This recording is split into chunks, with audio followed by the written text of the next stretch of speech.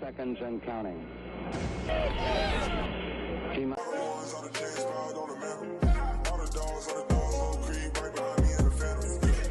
Hey, what's good, y'all? Welcome back to another video. It's Anish. I'm joined with E, and today we're going to be talking about JALEN PITRE from Baylor, and he was selected with the 37th overall pick in the second round, and I really love this pick by the Texans.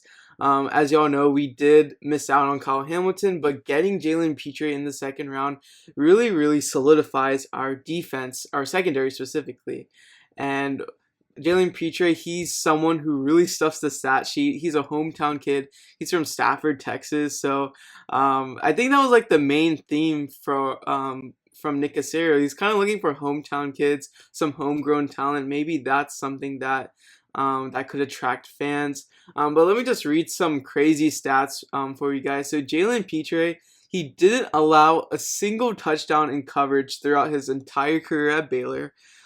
He recorded 25 total QB pressures in the 2021 season. That's the most by a cornerback since 2014. And since 2020, he's one of the highest graded run defenders. He has 34 run stops since 2020, which is first overall. And he has 19 tackles for loss for no gain, first overall. Like I said, he's someone who's going to stuff the stat sheet, tackles for loss, forced fumbles, pass breakups, quarterback pressures, you name it. This guy was all over the field at Baylor. So E, what are your thoughts on this pick? I absolutely love PITRE. Yeah, I mean, it's just like you said, we kind of like a nice consolation prize for missing out on Kyle Hamilton. You still get a safety that you can probably help build around your defense. He's a very fast player too. He can help Coach Lovie Smith around the defense because not only can he play safety, he can probably play slot corner. He can play a little bit linebacker too. So he's a very flexible player that you can put almost anywhere on the defense. And we're probably going to talk about this in another video, but having Christian Harris there too helps your flexibility with the defense much more. Like personally, I would say, we really improved on the defense, and I'm very happy about that because you saw how Nick is listening to what the coaches want instead of what he thinks is right. So not something we're used to having here. So the coaches wanted an offensive line, you get an offensive line. You want a cornerback, you get a cornerback. It's just that simple now. So yeah, that's like gives me more to look forward to for the Houston Texans. And just a little bit more about JALEN is, like you say, he's a hometown kid. So definitely when you're trying to build a culture, because we're still in the rebuilding phase after what happened with, who, he shall not be named. We're building a culture now. So having hometown kids, just people who love the city, just rebuild with us. And yeah, it's pretty great to have. Yeah, like JALEN PITRE, he was super excited to be drafted by us, and apparently his Baylor coaches always put his film on as someone who, as the player should study his habits, his film study habits, translating onto the field. So he was seen as a role model. He was like one of the bigger players, role models for that team. He was consensus first team All-American in 2021. He was a Big 12 Defensive Player of the Year. And he led the Big 12 in tackles for loss, forced fumbles, and he also recorded 3 sacks in 2021, 2.5 sacks in 2020. So absolutely amazing player. Like he plays with so much power, energy. He's just gonna be flying all over the field, and this is per John Crumpler, how he imagines how JALEN PITRE is going to be used, because he was used all over. He had in the last 2 seasons at Baylor, he was used at a star role, STAR role, and basically what that role entails is that he was used as a hybrid safety type that could be played outside linebacker in most 4-3 schemes. And so John Crumpler on Twitter, he said that maybe on first down they let them make tackles for loss at will linebacker, and then on second down they let him shadow the slot at nickel corner, and then third down they use his athleticism at high safety. And JALEN PITRE, he's also super athletic too.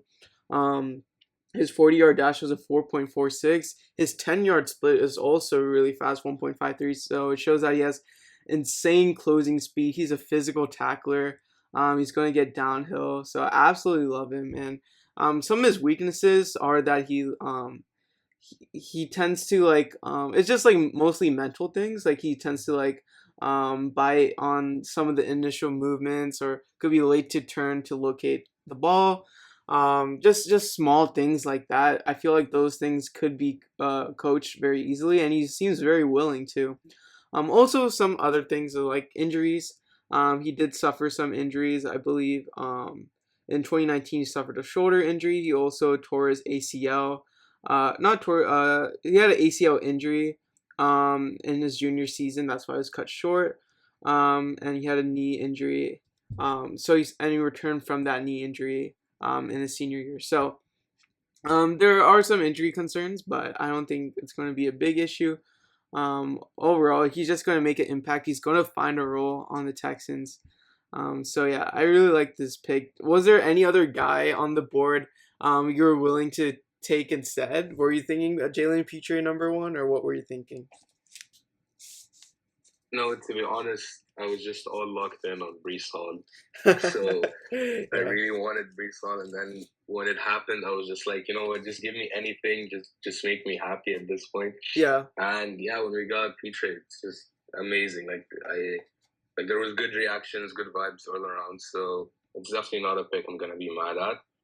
But just want to add on one thing about the injury concerns is that like I used to have the injury concerns too about Stingley or whoever. But when you realize that they're gonna be rehabbing with the professional NFL team, it's gonna be like rehabbing on a much higher scale than they were in the college. So it's definitely, I feel like with the way sports medicine is moving forward too, it's just much less of a concern than it was before. If that makes any sense, it's like he's going to be rehabbing with much more professionals. There's going to be much more money spent to secure that these guys don't get injured again, or that these guys, get their old production back. So yeah, that's why I'm not that high on injury concerns anymore. They don't scare me as much as they used to before the draft. That makes sense. Like I read up on it a little bit more after we drafted Stingley. So it's just not much of a concern as it was before for me. yeah. I'm just super hyped about our secondary now that we had Stingley, Pitre, and then you have Tavier Thomas, who's actually one of the more underrated cornerbacks last year. You add a decent safety and MJ Stewart, and it's actually starting to look like a decent group. Obviously, Pitre is not only going to be limited to secondary because he said it himself. He's like, I'm a football player. I'm not boxed into any one position. I can play primarily nickel and safety, but I played linebacker in some formations. He said he was responsible to play defensive end sometimes. So he said he takes pride in being able to wear a different bunch of hats.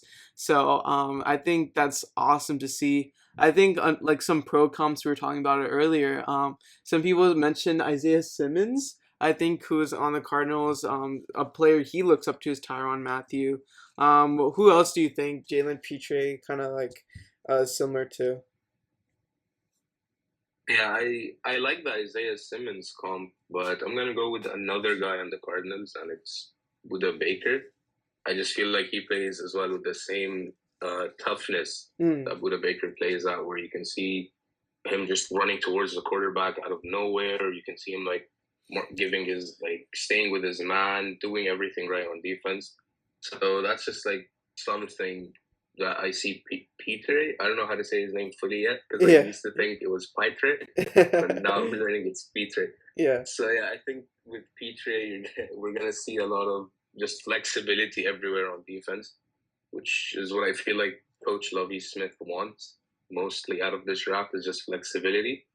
Because you also got, again, I'm not gonna talk about him because we're probably gonna talk about him in the next video. It's Christian Harris again. Mhm. Just flexibility all over the field is gonna be important for us. Yeah, such an underrated player. Just a guy who he describes his game as instinctual, and I really like that adjective because he's always playing with a lot of anticipation. He's tough, smart, he hustles, he's a playmaker. He has a high motor. So I just really love this pick. A plus from me. I'm assuming A plus from you. It's just a really great pick by Nick Casario. Some people thought he was going to go in the first round, actually, like maybe sneak into the first round, because you did see some safeties like Daxton Hill went first round, and then Lewis Seen. Those are good players in their own right too. But Jalen Petrie, with his versatility, that's what appealed to a lot of NFL teams, which is why some people thought he could sneak into the first. But yeah, that's pretty much it for the video. Let us know your thoughts on Jalen Petrie, and as always, be sure to like, subscribe, and turn on post notifications. Thank you for watching. Peace.